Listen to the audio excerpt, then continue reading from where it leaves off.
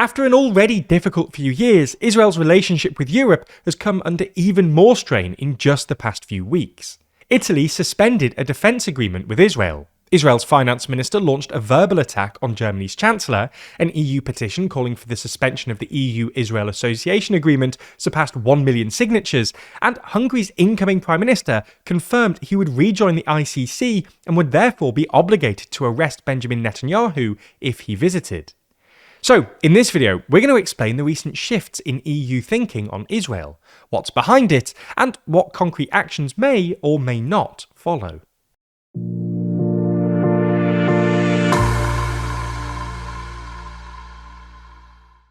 If you love staying informed and want some of the best reporting on YouTube, then subscribe and ring the bell for more. So let's start by explaining why European attitudes towards Israel have hardened recently. Firstly, while the Gaza ceasefire has nominally been in place for 6 months, the next phase of the so-called peace plan is in limbo. Israeli forces still occupy more than half of the Strip, and the yellow line that marks their zone of control has reportedly been creeping forwards, and based on the demolition of infrastructure and growing numbers of fortified military outposts, there are fears that this yellow line could become a permanent border.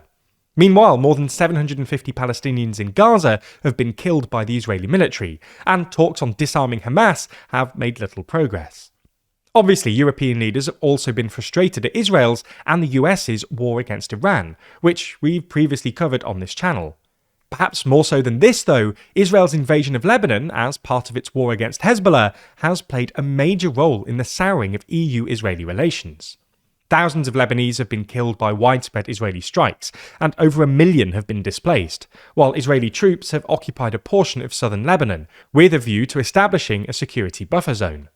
France, owing to its deep historical ties with Lebanon, has led European condemnation and sought to take a close role in ongoing Israel-Lebanon negotiations, though Israel has rebuffed this.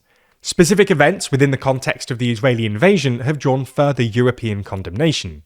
These include warning shots fired by Israeli troops at Italian UN peacekeepers in southern Lebanon, and an Israeli soldier vandalising a Jesus statue in southern Lebanon, which the Italian defence minister described as an unacceptable and unjustifiable act. 2 Israeli soldiers have since been dismissed and jailed for 30 days.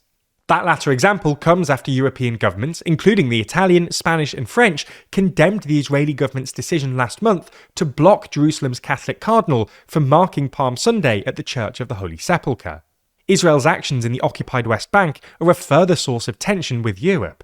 Just this month, the Israeli cabinet reportedly approved dozens of new illegal settlements in the occupied West Bank, continuing the expansionist drive led by Finance Minister Bezalel Smotrich, who has said that settlements would thwart the idea of a Palestinian state.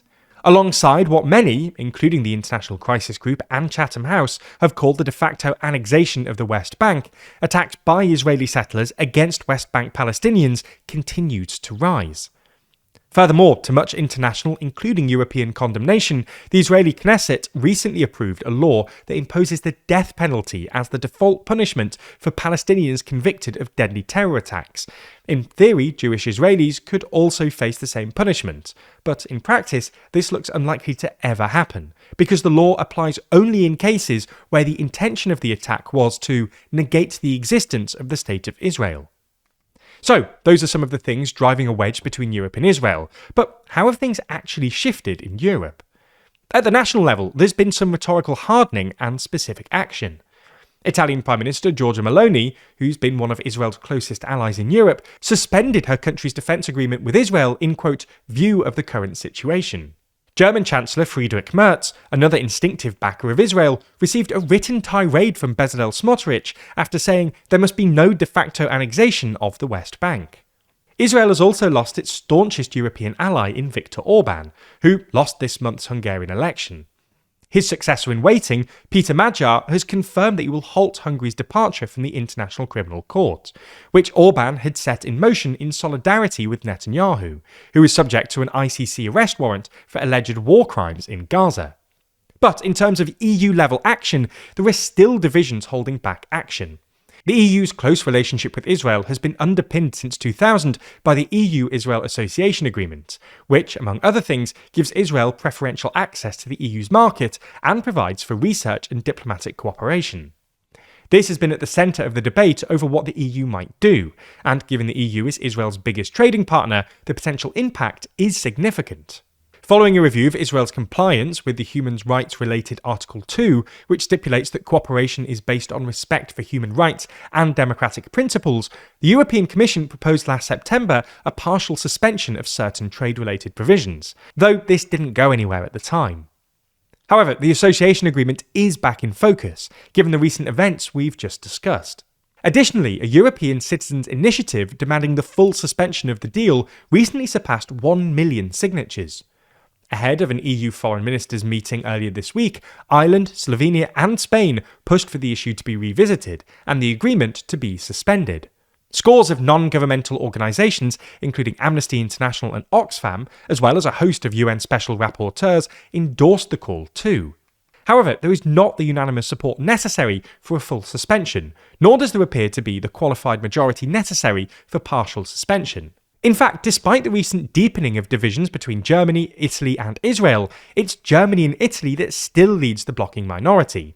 For context, qualified majority voting requires support from countries representing at least 55% of member states and 65% of the EU population. So big countries like Italy can often be a key swing vote. Germany's foreign minister said that a suspension of the agreement would be inappropriate, and said that the EU should instead engage in critical constructive dialogue with Israel to address areas of contention. The ongoing talks between Israel and Lebanon may have also discouraged hesitant countries from backing suspension, in fear of undermining the talks. Proponents of suspension, however, question why a strategy that aims to rein in Israel through critical constructive dialogue would work when it hasn't so far. The association agreement is, after all, the EU's strongest leverage in its interaction with Israel. For now, though, even in light of the significant negative shift in European attitudes towards Israel, the agreement looks set to remain in place. The most likely EU action will be specific targeted measures instead.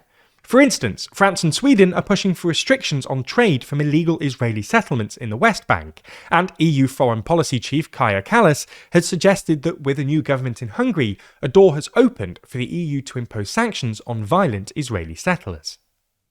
Keeping up to date with stories like these and doing independent journalism requires a lot of constant research across all corners of the internet, and even sometimes calls for international travel. But it's not uncommon that we come across roadblocks, whether that be dubious-looking websites that claim to be safe, dodgy Wi-Fi connections in airports and cafes, or even region-locked articles. We couldn't get by any of these barriers without a trusted VPN. So that's where NordVPN comes into play. That's because NordVPN not only offers you the fastest VPN on the planet, giving you quick and secure streaming wherever you are, but it also keeps you fully safe from all the suspicious corners of the internet. NordVPN's Threat Protection Pro feature is built to protect you by blocking dangerous ads, stopping you from entering malware hosting websites, and running thorough checks on everything you download. If anything is found to be infected and dangerous, the files are removed before they can harm you. But if you're rightfully concerned about your life before NordVPN, they've got you covered. Their dark web monitor will be constantly scanning the seedy underbelly of the internet even when you're not connected to a VPN, and will alert you if any of your old data or passwords have been sold. From there, NordPass will give your old passwords a huge upgrade and keep them all in one place for you to easily and safely manage. In today's world, we couldn't imagine even just existing on the internet without a VPN. So there's no better time to take your internet safety seriously. If your online safety is as important to you as it is to us, simply sign up to NordVPN today. Click the link in the description or go to nordvpn.com/TLDR, and not only will you get a massive discount, but you also get 4 extra months totally free. There's no better time to protect yourself. So once again, that's nordvpn.com/TLDR, and it's completely risk-free with their 30-day money-back guarantee.